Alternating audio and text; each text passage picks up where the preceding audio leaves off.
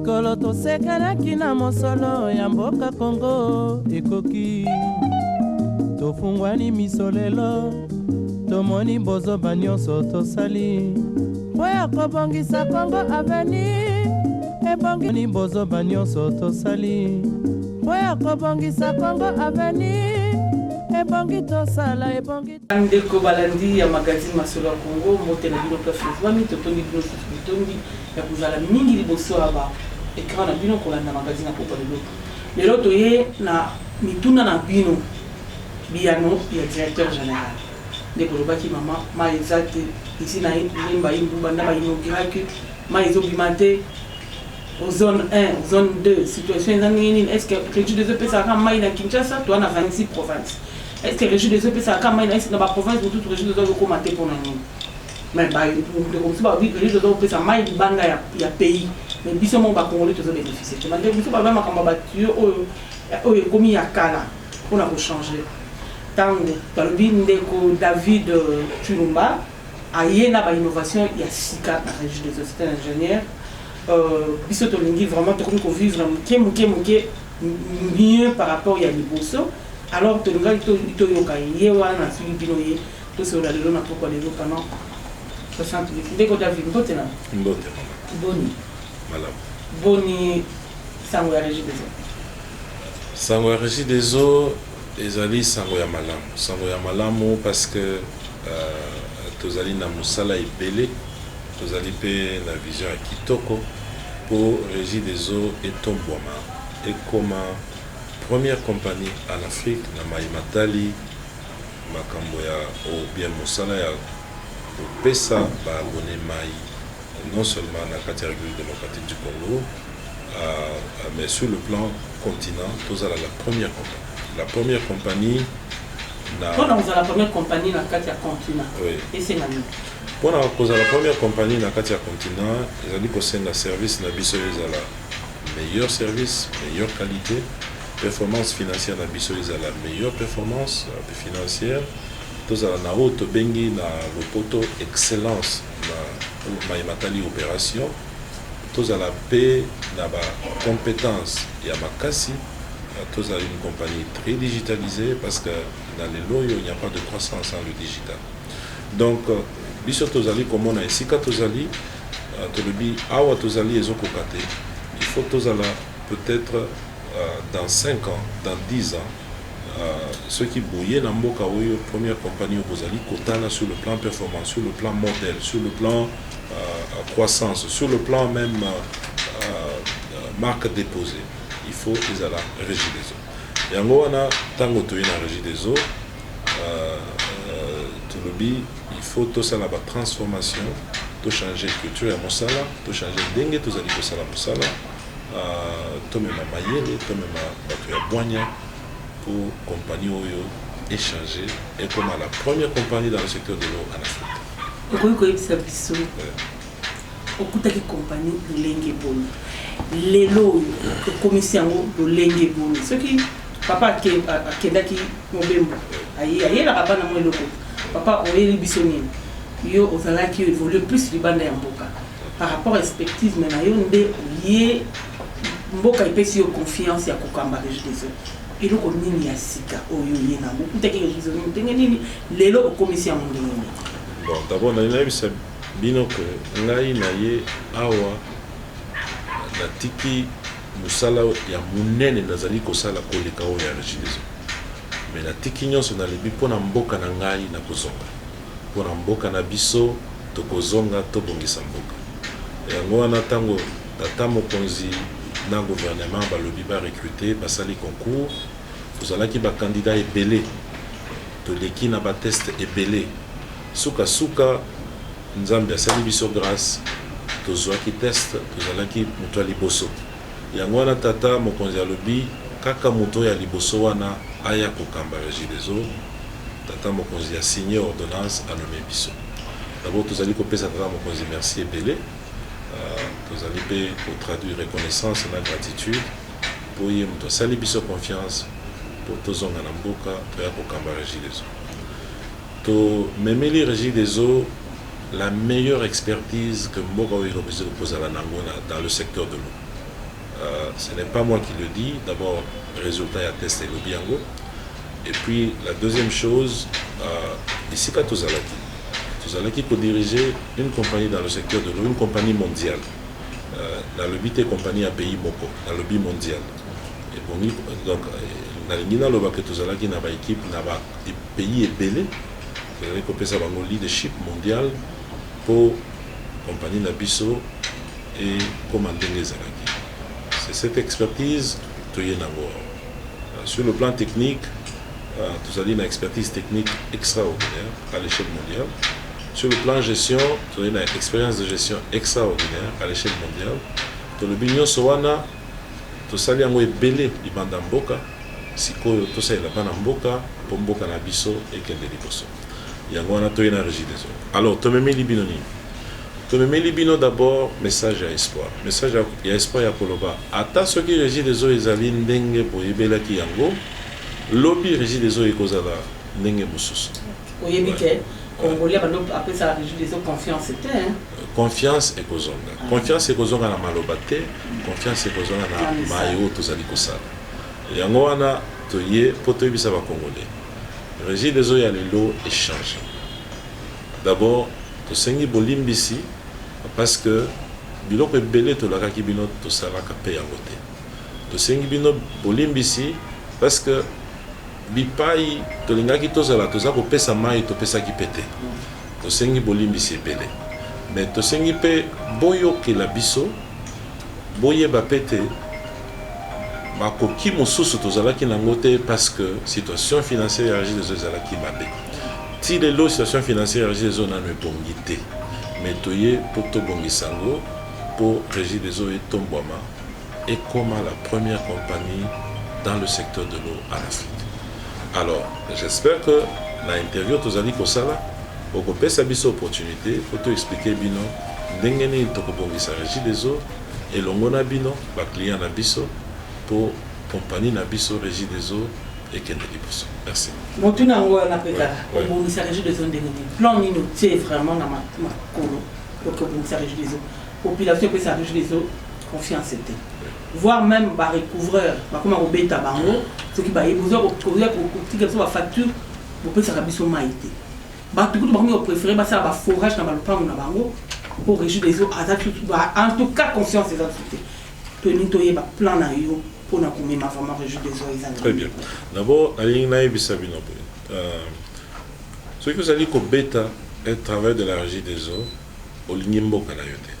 D'abord, tu n'as pas l'amour du prochain, tu es un homme violent, c'est punissable devant la loi.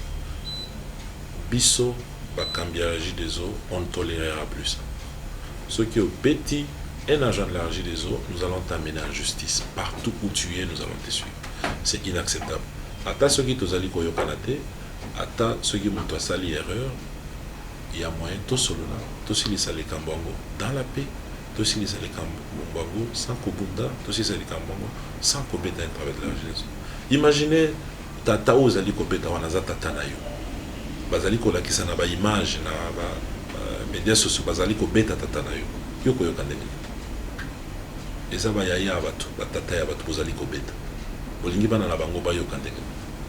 C'est pas correct, aimons notre pays. La deuxième chose, ceux qui te tindeli aux factures. Ozwa kama ite yaka komona biso to sali numéro ya appel mon avis la porte ni zela moke papa mama zela moke ce que bengi 40 20 to koyamba to za na call center ya régie des ozali ko sala mais quand la téléphone na yo 40 20 to koyamba téléphone ce que za na réclamation pesa biso to ko pesa numéro de référence pour landela likamungo ti esila ce qui olingi ko benga te ou bien ozala makoki ya ko benga te kende na agence, d'accord. Moi, mon numéro, j'ai un numéro public. Les clients appellent même le directeur général de la régie des eaux. Je n'encourage pas beaucoup ça, mais chaque fois qu'on m'appelle, ou chaque fois qu'un client m'écrit, je réponds toujours et j'appelle. La ligne avec Sabino que tu as un souci pour relation à le client et la meilleure relation possible. Parce que les clients, c'est notre raison d'être. Ceux qui ont client à biso basalité, biso péto kozalate. Ceux qui ont tindeli binomaïté, ceux qui ont fouti biso pété, to kozala pété. Parce que bilonde bozali kosala que biso tozala. Alors, nous voulons à tout prix topesa bino valeur. Nous voulons à tout prix pour apprécier service au tozali kopesa bino. Ce qui service est bien, c'est notre devoir d'arranger ça, tokobongisa. Bossa la biso ba remarque wana tokobongisa. Mais bossa la go nandenga bien, nandenga violence. Parce que violence, ce n'est pas bien pour le pays. Ça abîme même l'image du Congolais. C'est ça. Alors, Régie des eaux tokobongisa ndengeni. Régie des eaux, aujourd'hui, c'est une compagnie de 150 millions de dollars virtuels. Le virtuel, nandenga koloba que totekaka 150 millions de dollars na papier. Mais mon solo tozalaka ezalaka 150 millions te. Ezalaka peut-être 70. Alors, virtuel, donc sur papier 150, na papier 70. Bah, état financier na biso eza public. Ce que na site ya Régie des eaux, www.regideseaux.cd, au commun ba état financier à Régie des eaux. Donc, ce n'est pas un secret, ce sont des données publiques. Mais Vision Abisso, d'ici 10 à 15 ans, nous voulons rêver que la Régie des eaux soit une compagnie de 2 milliards de dollars.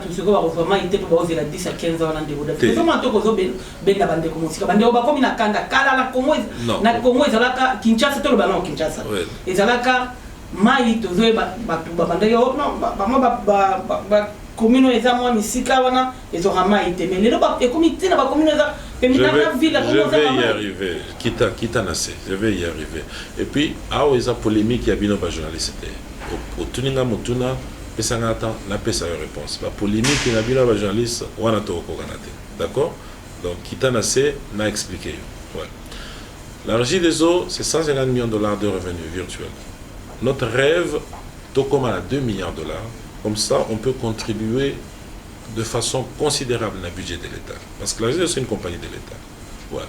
Alors, stratégie Nabiso, c'est toute cette transformation. Tokobi Mandengeni na 150 millions, Tokoma na 2 milliards d'ici 15 ans. D'accord? Alors, d'ici les 15 ans, nous avons une étape. L'année prochaine, il faut Tokoma na autant. L'année prochaine, il faut Tokoma na autant. Tokoma na 2 milliards wana, ceux qui te disent que ça m'a épelé. Ceux qui te diversifient bah, service Nabiso, ceux qui te diversifient non seulement le produit, mais aussi les services aux Nabino. Donc il faut te chamaï bisika et belé pour revenu et matin. Il faut te diversifier pe assiette et portfolio Nabiso, naba service mosusu, naba bien mosusu, au tozali comme ça là on a Régie des eaux. Donc tozana plan stratégique Nabiso.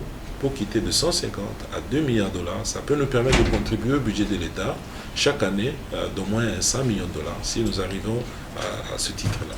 Alors, comment nous allons y arriver? Pour y arriver, première chose, c'est la transformation culturelle. Transformation culturelle, il faut tous à la batuya boigna, batuya mayele, mais surtout, batuya bazali na intégrité, na honnêteté. Pour ce qui est intégrité et zalité, honnêteté et zalité, moi ya kosala musala ya malonga ekomona na pete soki nga na ye pai na yo na ye kokata mai parce que yo futa kite opesi ngai 10 000 francs nakata mai te nakende kokosa na Régie des eaux ke nakatela ki yo mai na yo na ngai nous sommes pas des hommes et des femmes intègres, nous abîmons l'image du pays. Nous voulons tozala na batu ya boigna, batu ya mayele, mais surtout des hommes et des femmes intègres, des hommes qui ne tripotent pas pour leurs intérêts personnels, mais nous regardons tous dans la même direction, la direction d'améliorer la Régie des eaux. La deuxième chose, ezali service, il y a digitalisation, il y a Régie des eaux. Makambo na biso nyonso tolingi ezala na digital. Ceux qui osent abonner, olingi oyeba consommation na yo ya mai, otali kaka na téléphone na yo omoni yango. Soki olingi okata pe mai po mai ebima te epai na yo, otie mosapi na téléphone okati mai. Soki olingi ofuta mai na yo, ozwi pe téléphone na yo, soki oza na baunité na yo na M-Pesa, na Orange Money, na Airtel Money, ou bien olingi ozwa ou utiliser carte de crédit, ou bien olekela nzela à banque, mosapi na téléphone, ofuti facture. Besoin ya kokende na agence ezate. Garder mbongo na yo, donc mbongo na yo ya transport, ya komata moto, ya komata bus pour kende esika agence ezali bomba yango ezali moi 1000 francs, moi 2000 francs, moi 3000 francs aller retour, peut utiliser en gros peut-être ça peut épargner un tout petit peu. Donc digitalisation ezaka na makambo facture te ezala misala nyonso tozali kosala na régie des eaux pour tolingi makambo ya papier esila tolingi papier te na bureau na régie des eaux tolingi papier te. Alors ba client na biso bobongwa pe nous allons éliminer ensemble avec vous ba papier dans la facture. Troisième point tozali nango ezali investissement. Investissement parce que dans le pays, Bisika est belé, Régie des eaux exaltées. Régie des eaux, tozana 99 centres, il y a exploitation dans Mboka. Mboka na biso na ba village est belé, Mboka na biso na ba ville est belé, Mboka na biso na ba territoire est belé. Nous avons 145 territoires. Mais nous n'avons que 99 centres d'exploitation. Donc il faut une croissance, à mon avis, exponentielle pour tout comme habitat totalité, tout comme Bisika totalité. Mais la loi sur l'eau et le biboui. Na maye matali makambo ya mai na ba village. Ezali likambo ya régie des eaux. Ezali likambo ya ministère ya développement rural. Et puis gouvernement yepe aye koloba. Régie des eaux bozali le sous un établissement public te bokomi entreprise commerciale. So ndenge bokomi entreprise commerciale mosolo avant tout profit avant tout. Donc, bopesa mai, mais bopesa ngo na ndenge ya bien pour ngai l'État congolais nazwa moi mon solo à la fin de l'année bo contribuer na budget à l'État.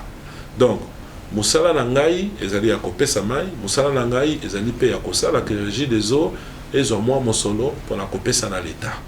Donc, na koki kozala bisika nyonso te. Na ba village, il y a le ministère du développement rural, mais dans les grandes villes parce que le champ d'action de la régie des eaux ezali ba grande ville.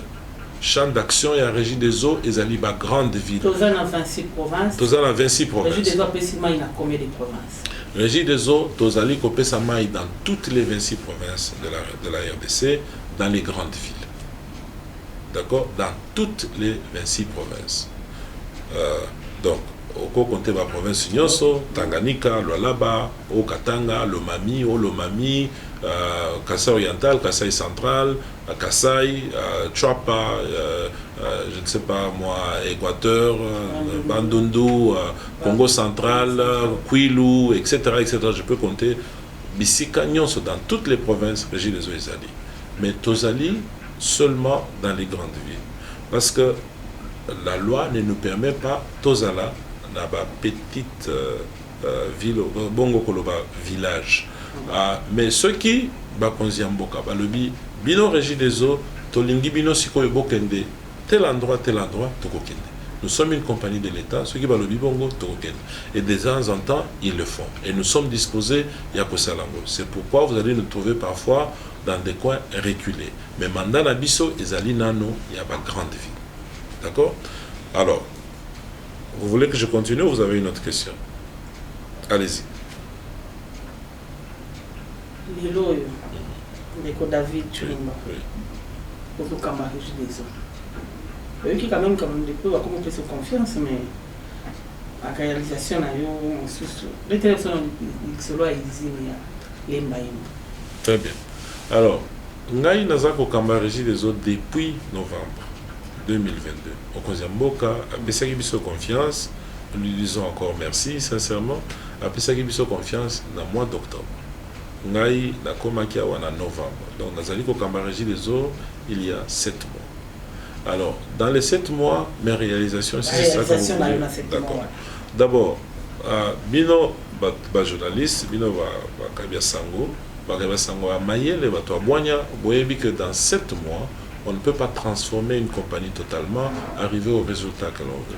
Pour les gens qui ont déjà géré des grandes compagnies, la transformation s'est faite dans les années. Mais nous avons pris un élan extraordinaire dans les 7 mois depuis Tokomi la régie des eaux. Transformation culturelle et comique à la régie des eaux, les loyaux, au Azanakop, au détournement, ces histoires-là, c'est terminé. Parce que la régie des eaux d'aujourd'hui, c'est une compagnie des hommes et des femmes intègres. D'accord? Ouais. Ceux qui bouillent bimoto, la régie des eaux, vous allez dire que c'est un binombongo, vous allez dire que yebisa bino, bopesa yemwa mukepo, atindela bino facture te, akatama ite, appelez-nous tolongolaye na régie des eaux, mutuana, hein, il ne fait pas partie de notre famille. Ce sont les gens qui détruisent les valeurs ya Regideso, tolingi, to tindika bango bakende. Ceux qui balingi bakende yangenga bakokende. Ceux qui balingi bakende bunagana bakende. Mais Regideso, bakozala li susute. D'accord? Ouais.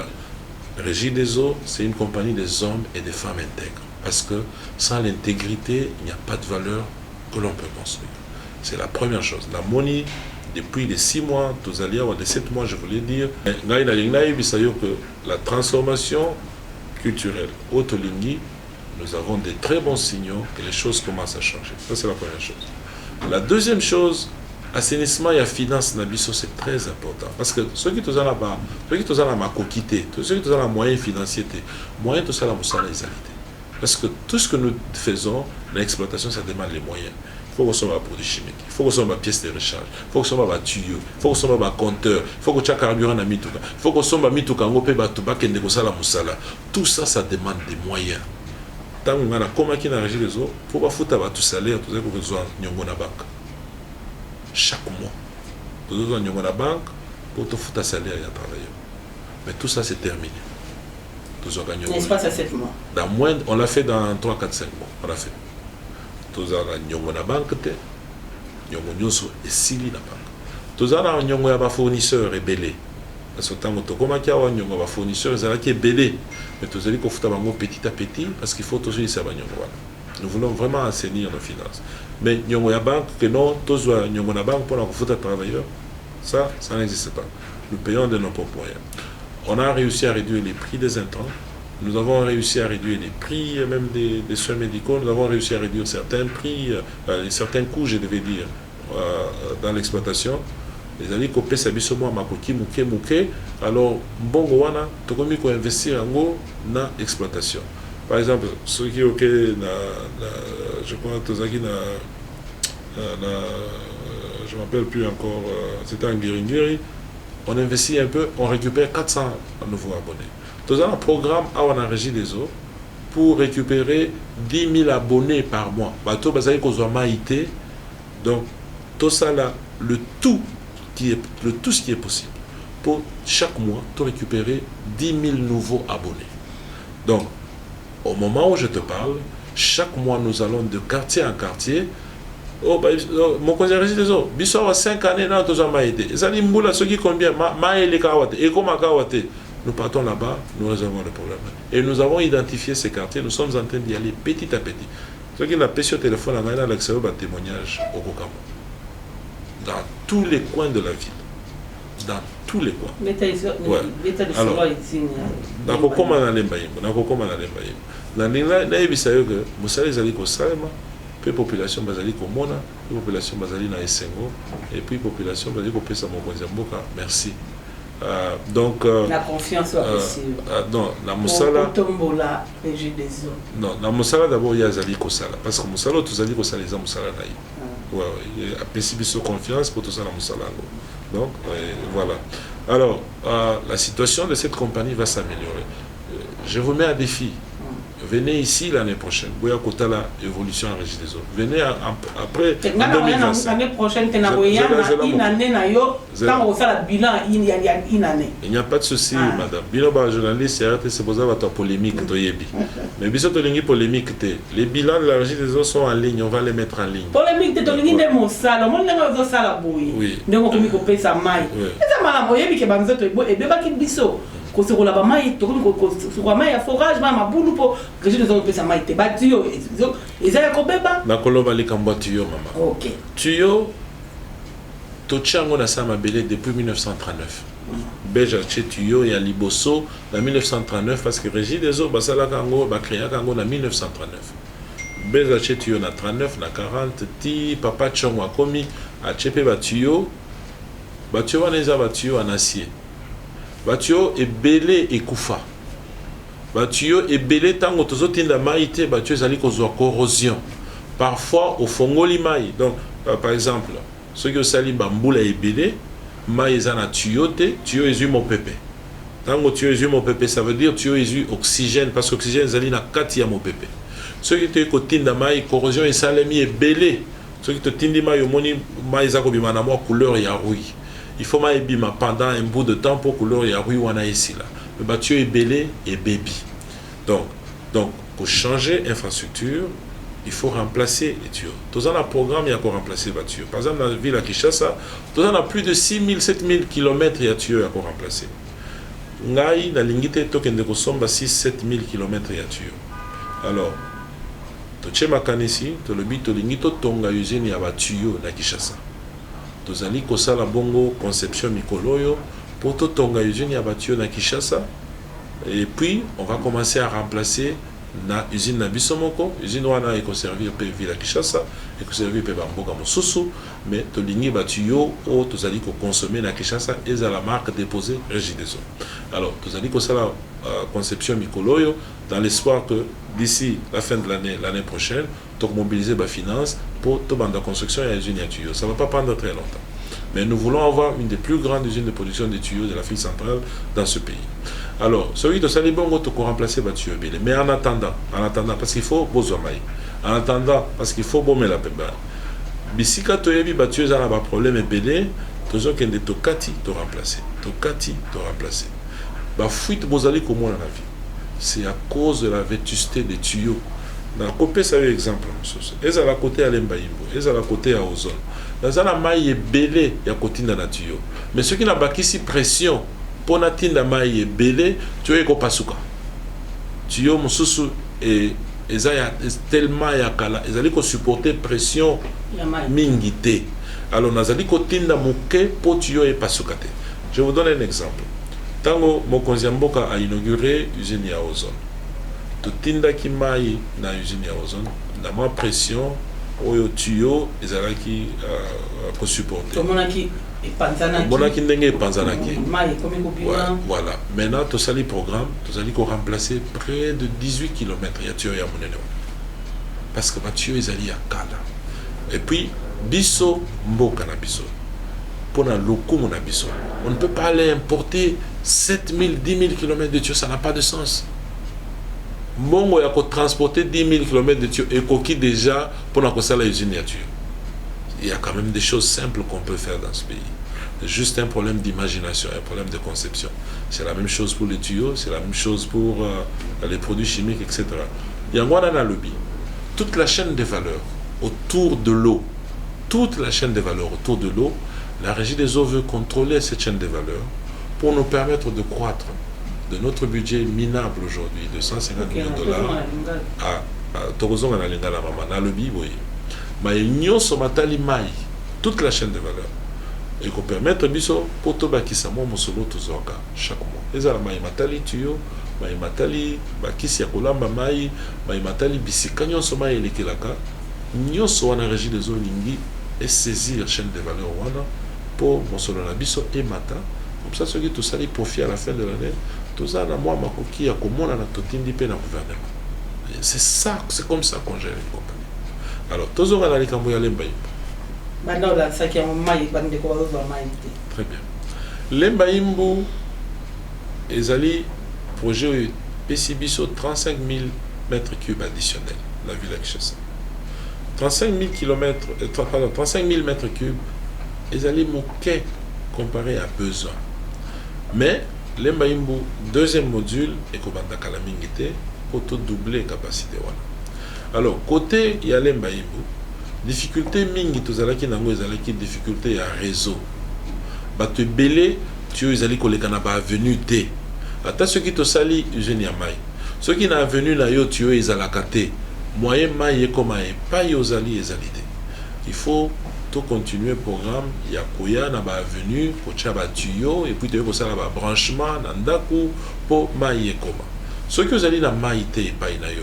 Il y a qu'une agence Nabiso, c'est un raccordement. Ça nous permet d'identifier combien d'abonnés potentiels il y a dans la revenue.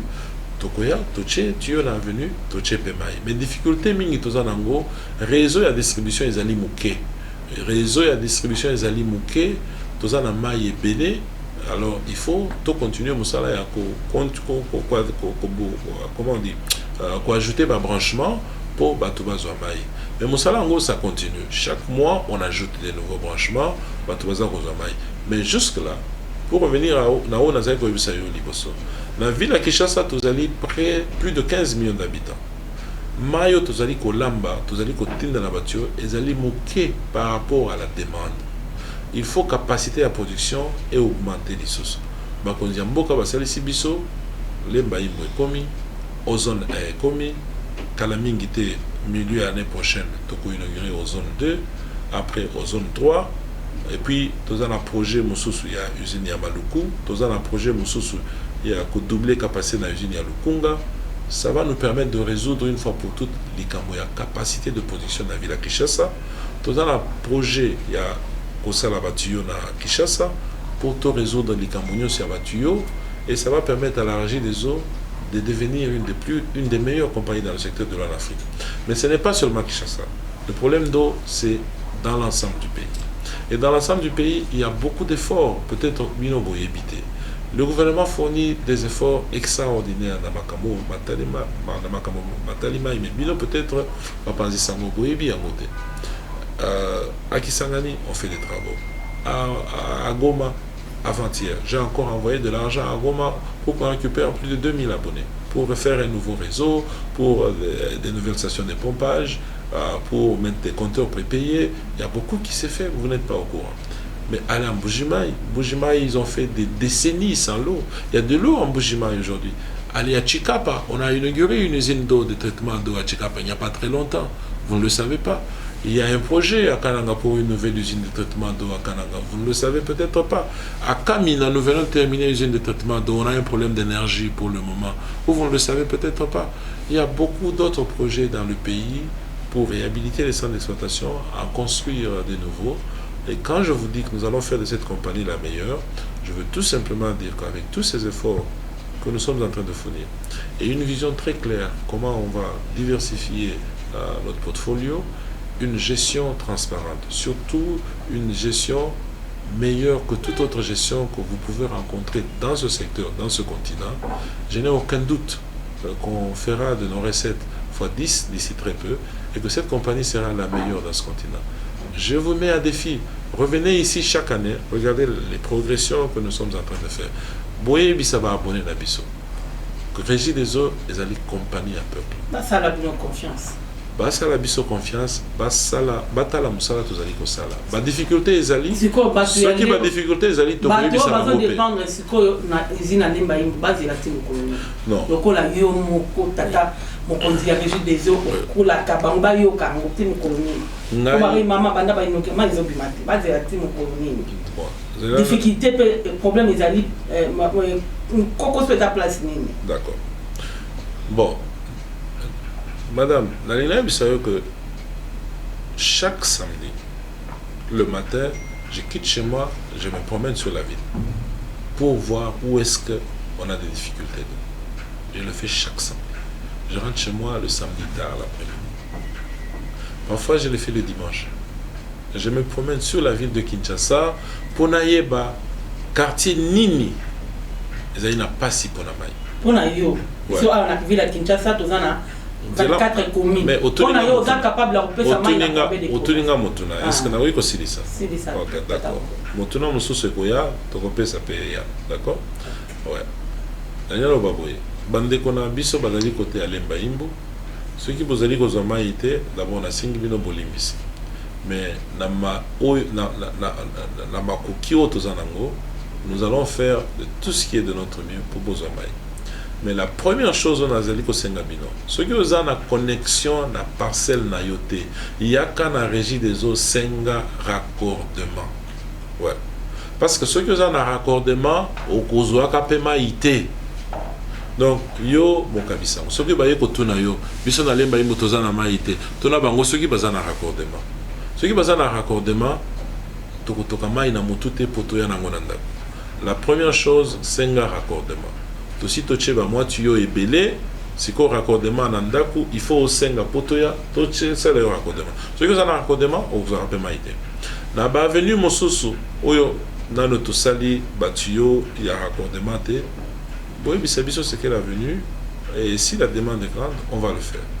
Et la troisième chose, on a un message na gouverneur na biso ya ville la province de Kinshasa na ba bourgmestre soki tozali kokata mapango ya sika po toteka accompagnement ya régie des eaux ezali te bosali mapango bokatikati ba mapango biso totie tuyo te bato bakokende batongi bandako kuna tuyo ya mai mpe ezali te. Je ne sais pas si vous comprenez mon problème.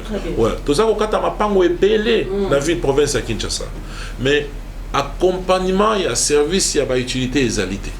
Ça veut dire quoi? Accompagnement et service et utilité et égalité. On a régi des eaux, tout banda ko solo na ba bourgmestre na biso na ville province à Kinshasa pour ceux qui bazali ko katela bato mapango bazali ko teka en avance, on peut travailler en collaboration avec Bango pour du côté de l'est de la ville. C'est un problème très sérieux. C'est un problème très très sérieux. Parfois, dans un maï, mais Mapango Bakataki, maïlanda quitté. Donc, c'est une difficulté. Mais c'est aussi un changement de culture qu'il faut amener au pays. Donc, il faut qu'on nous batte. Ouais. Donc, tout le qui n'a habitat, qui n'a fait foncière, qui n'est pas l'État, il y a qu'à régie des eaux. Oui, pour il faut associer la régie des eaux. Ouais, pour tout de la paix, tout tuyau, et puis tu vas dire que ça le raccordement. C'est la chose la plus simple qu'il faut faire, n'est-ce pas? Ouais, ouais. C'est comme ça dans d'autres pays. Peut-être c'est pas seulement pour la régie des eaux. Mais matali courant, ça doit être comme ça, non? Ouais, ouais. Sinon, tu vas retomber banda, on a bango minene banda kitoko, mais ezate courant ezate, eza passé. Ouais. Au loba qui m'a matali forage. Ouais. Forage, ce n'est pas toujours la solution. D'abord, en Kinshasa, ceux qui, vous savez que moi, les boulot mouké, parce que nous sommes à côté d'une grande rivière, la possibilité à Ozama est belé. Mais la chimie de l'eau et à forage, il faut ouiller. Ce n'est pas parce que c'est le forage, comme Malamoko, Bandiko Mela, Bandiko Lambanango, etc. Benga biso. Il y a un échantillon na yo, tout ça il y a une analyse. Na siama belé microbe pesali. Microbe belé, ils en siama belé. Voilà. Vous avez la forage, la microbe belé, maladie mingi, vous allez koyebate. C'est pourquoi to lamba kamai. Ce qui to lambi mai, to bomi ba microbe nyonso wana. Pour aux maïs à kitoko. Donc, ouais, maïs à forage, ce qui vont traiter était banyamezali. Maïs à forage, ce qui vont traiter était chimie nango ezamala moté pour nanzoto na yo. Et puis surtout banamike. Banamike bazali besoin bazouapé ba moissel minéraux parce que bazali ko cola. Baza besoin mikou ezala makasi. Baza besoin minoué cola normalement. Baza besoin na ba moi produits chimiques ya mike pour nzoto santé ezala équilibré. Ceux qui te salissent forage, biloko nyonso wana eza na quantité, santé à bana eza bien. Benga biso ceux qui te salissent forage, on donnera cette expertise avec beaucoup de plaisir. Ouais, ouais. Mais de préférence, connectez-vous à l'eau de la régie des eaux. La régie des eaux est plus balancée que la forage. Ils ont tenir compte de biloko nyonso na otikoloba parce que mai na biso za ko traiter en opposé à la conforme na norme ya OMS. Donc David Chulumba. Oui. Na katia villa Kinshasa tu dans 24 communes. Oui. 24 communes au PC mai na combien de communes? Dans toutes les 24 communes tu allez au PC mai. Mais il y a des samedi au Vandarato Kendaka au surveiller. Oui. Est-ce que samedi on peut inviter magazine Masolo à Congo toi accompagner avec plaisir. Qui se place au Bama ils ont bimati. Avec plaisir. Avec plaisir. On peut le faire le samedi. Oui. Dès qu'au réalisateur du na assistant David qui vient pour comprendre samedi tu dois accompagner David Chulumba c'est le directeur général de la régie des eaux avec plaisir, on le fera avec plaisir. Traitement c'est là tout aussi ça n'a matali kokita na terrain. Bisika to salaki ba lotissement comme on dit en lingala lotissement ya mbilinga mbilinga. Ouais. Bisika wana réseau elandité. D'accord? Ce qui réseau elandité, il n'y a pas de magie au directeur général à Yugosala, à part mettre le réseau et puis faire des raccordements. D'accord? Il y a aussi des endroits où je suis même incapable d'amener des engins pour faire ce raccordement. parce que nzela pe ezalité. D'accord? Ouais, ouais. Ce qui nzela ezalité, c'est très difficile. Ce qui raccordement ezalité, c'est très difficile. C'est pourquoi il faut une collaboration entre biso na la municipalité, na gouvernorat et ville province de Kinshasa pour coordination wana ezala. Ce qui coordination ezali ma ekolanda. Nous voulons aider, c'est notre pays, c'est notre capitale. Mingi akolobana pourquoi les gens de télévision ali kamangonga. Oui. Avant tout comme vraiment na suka. Oui. Be télévision lisolo ya izini ya Lembaimbu. Oui. Aux zone 1, aux zone 2, beaucoup de niveau. Aux zones de misala ezali kokende kitoko. Programme d'habitude ezali tout inauguré aux zones 2 peut-être au mois de juin ou peut-être au mois de juin-juillet l'année prochaine. Mais misala ezali kokende kitoko. Oui, que même placement ya réseau bima, mais la rama ya réseau presque été parce que ma réseau réseau ba traiter en ce que ndengeni ba to préférer ko mela ba mayo réseau salama ba ba. Biso tomela kama régie des eaux. D'accord? Ouais. Et la deuxième chose, mayo tolamba kana usine ya régie des eaux. Ceux qui tozi maï par exemple na fleuve. La première chose tu dis que ça là parce que na maï ils ont la impureté mon souci yo koki komona yango te. Ils ont la impureté ezali invisible à l'œil nu mais visible à l'œil chimique. D'accord? Ouais, tozali ko cha moi kisi pour ba impureté wana e banda komona na miso. Ce qui est monani na miso moyen à éliminer yango ezali. Alors nous faisons de la floculation et de la coagulation. Floculation, la coagulation, l'ingéloba, impureté, surtout il y a éléments chimiques aux ala qui nama, ils ala qui moins impurs. To comme ici yango ils ala moins munene, pour tout monde yango na misu. Et puis ce que est comme munene, moyen to éliminer yango na mai et monani. D'accord? Ouais. Donc les traitements liboso auto ça là. Donc impureté wana, to pesi yango moins volume. To pesi yango mwa poids et monani to longoli yango tango to longoli yango to chema isiko na filtre ce qui to chema na filtre to longoli tout ce qu'il y a comme matière en suspension, d'accord? To longoli matière en suspension etikalaki ma ekomi vraiment d'une très bonne qualité, mais la désinfection, c'est-à-dire que longola ba nyama na mai et bandaka déjà na filtre. Parce que banyama eza na ba moins dimension boye peut-être mis sur na biso ko monate na ba filtre na biso pe to za na ba mai le kaka na ba donc porosité ndenge to benga na français ouais ouais ya muke penza donc banyama mususu to kanga kango déjà na filtre mai ouais parce que banyama wana to lingi le kate et tika na mai potomela mais malgré que to kangi banyama wana na filtre to eko tia lisusu kisi to lambi mai pona ko boma banyama nyonso wana. Donc, ce qui te lambi bongo, tu as les sous-qualités à maï, généralement, auto béni dans le poteau pH, potentiel d'hydrogène, il faut les équilibrer, pour maï ils à l'acidité, pour maï ils à la basité, maï ils à la neutre, donc bon ici pH, donc maï comme normal, de tout tindi maï la raison. Donc, phénomène il y a kolamba maï wana, et qui coque ça, ce qui maï ils ali et outil na c'est à ma belle. Ou bien ce qui m'a outil la rivière. Peu la rivière et que c'est né. La rivière n'y a sa qualité à maï et zandenge mon côté. Ce qui n'a eu maï la fleuve Congo et que c'est na maïo dans une fleuve la rivière Njili et que c'est na maïo na Ruigo peut-être la rivière Kasai ou bien na Ubangi donc ma maï et que c'est né. Mais traitement de base yangoana. De quoi ajuster le traitement selon qualité à maï la rivière. Mais kolamba maï wana ezali équilibré pour maï ezala la qualité OMS alingi.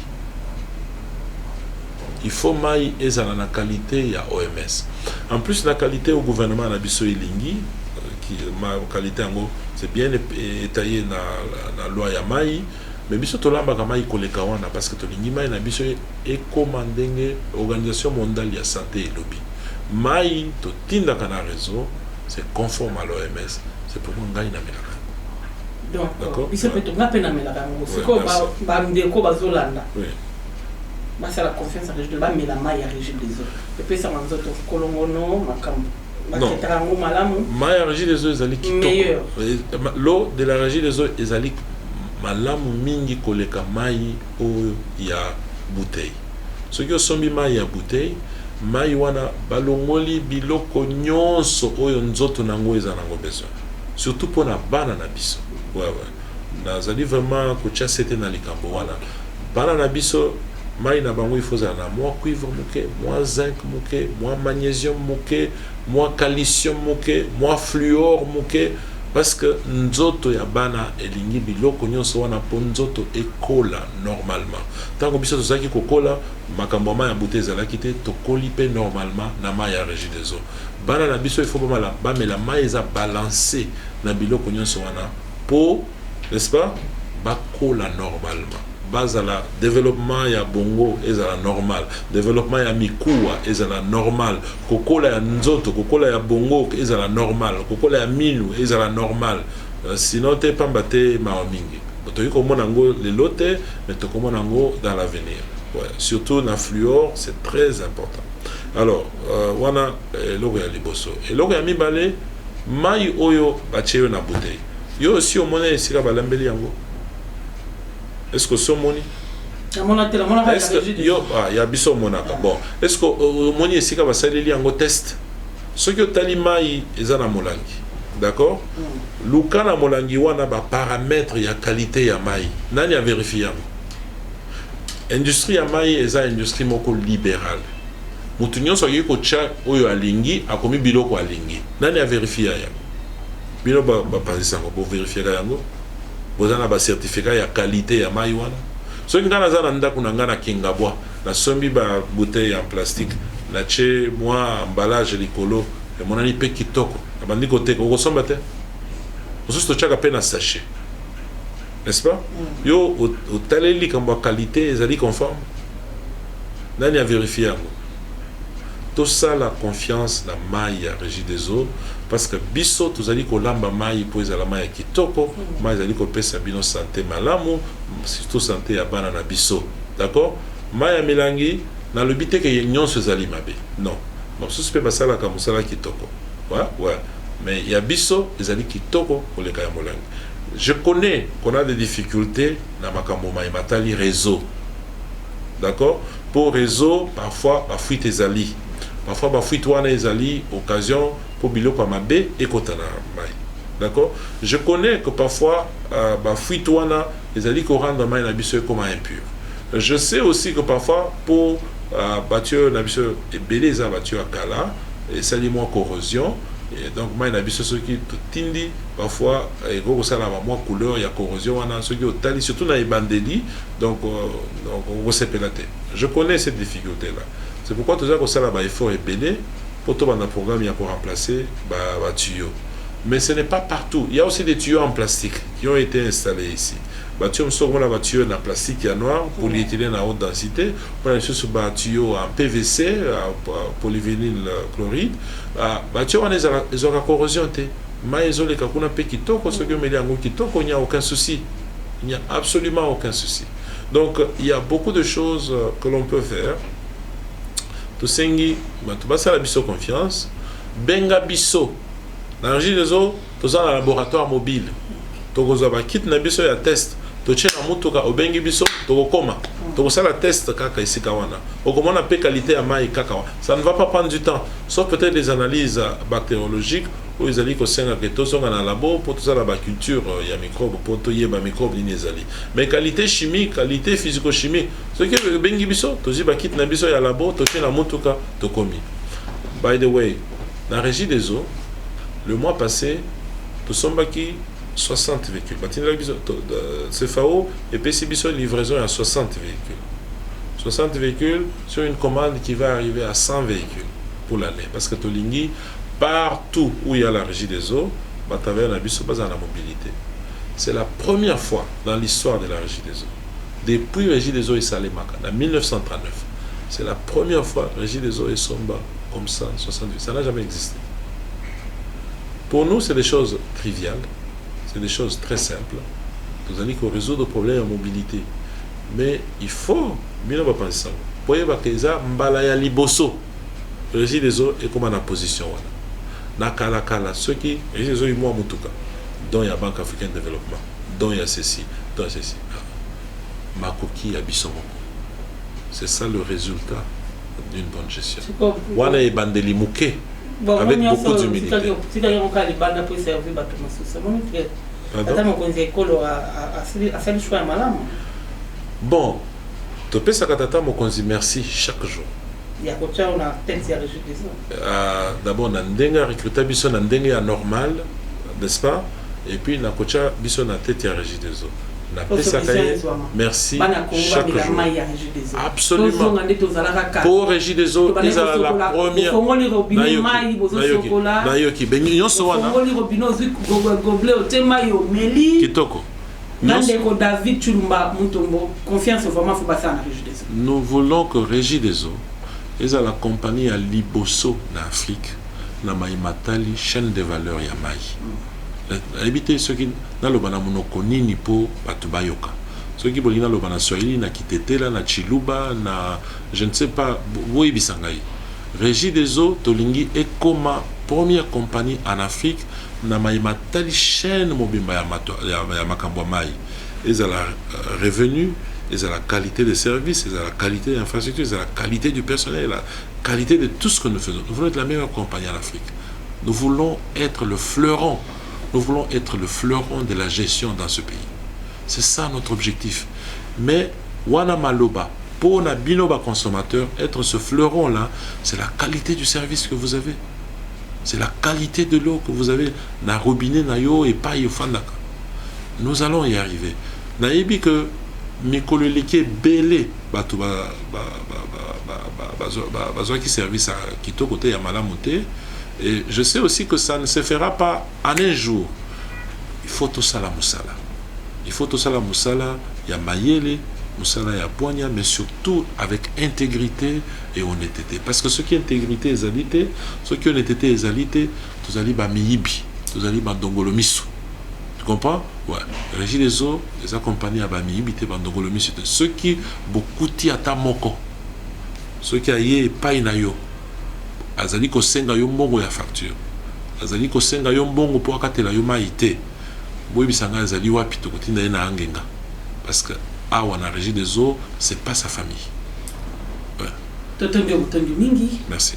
Yako ndima invitation na biso. Ouais. Invitation za biso mais mituna za ya population oyo Régie des eaux pesa mai. Na pourquoi le édifier bango. Mais biso peut totongi mingi to moni ba vraiment résultat et mon ami pendant 7 mois en a été Régie des eaux. Merci. Lilobaya Souka, moi perspective, ok, on va venir aux ans pour la Régie des eaux pour te clôturer monsieur Papa. D'abord, Lilobaya Souka, dans une question on a pas abonné na biso. Tu fous ta facture en ligne. Ça ne sert à rien qu'aucun dénage. Ceux qui sont dans la ville province à Kinshasa, kende na téléphone na yo. Ata ceux qui sont les téléphones ya mouké. Ça là étoile 4020 diaz au faut ta facture na yo. Ceux qui ont accès à internet régideseaux.cd ou bien régideseaux.rdc.com. Nous sommes balé. Payer sa facture.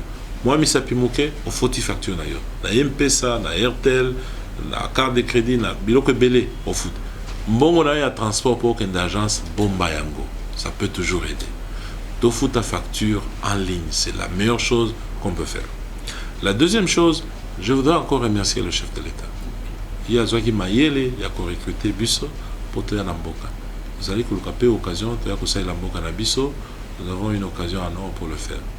Mais ce travail, c'est pas un travail facile. C'est pas un travail que je ferai seul. Je le ferai avec l'ensemble de mon équipe à la Régie des eaux, mais surtout, na bino ba abonné na Bisso. Bino ba abonné na Bisso, to lingi to pe sabino respect. Tolingi to pe sabino le meilleur service possible. Tolingi to bandela relation na biso bino na biso to bandela à zéro. Mabe nyonso ya kala to tika na sima. To bandela ya sika ya kitoko. Ceux qui te sali mabe oyebisi biso to ko bongisa. Ceux qui bino pe bo sali mabe to ko yebisa bino pe po bongisa. Ne touchez pas aux agents de la Régie des eaux. Taper sur un agent de la Régie des eaux, c'est une honte pour notre pays. C'est incivique, c'est criminel. To bande la relation à biso, to tonga yango, et la relation à kitoko, to pe sabino respect, to pe sabino service à malonga, bino pe bo pe sabiso respect, bofutaka pe facture na bino na bakonzi ya mboka ba difficulté eza ebele tozali besoin na support na bango support na mai matali prix ya mai support na mai matali coordination biso na ba municipalité mpona kotiela bato mai soki ba lotissement ya sika ezali support na mai matali makambo ebele en tout cas engagement na biso pour tout ça la mosala ensemble ezali un engagement très fort et nous sommes disposés à travailler avec eux bino bapanzi sango bopanza sango oyo sans polémique bopanza sango oyo en disant toujours la vérité aux gens. Tu as vu que la polémique c'est ça qu'on aime beaucoup dans les médias parce que c'est sensationnel. Nous on n'aime pas la polémique, nous on aime le travail. Tout ce qui nous intéresse nous c'est le travail et les résultats. Polémique tout ça pembeni tout l'andela musala à régie des eaux n'engazali kokende. Tu as vu ça ba abonné ce qu'il faut leur dire la vérité et aussi dire à la régie des eaux ce qu'il faut nous dire, c'est que nous ne faisons pas bien. C'est ça la relation que nous voulons aussi avoir avec vous. Merci. Nako suki sa matondo mingi na mokonzi ya mboka, matondo mingi na ba agent ya régie des eaux. Merci.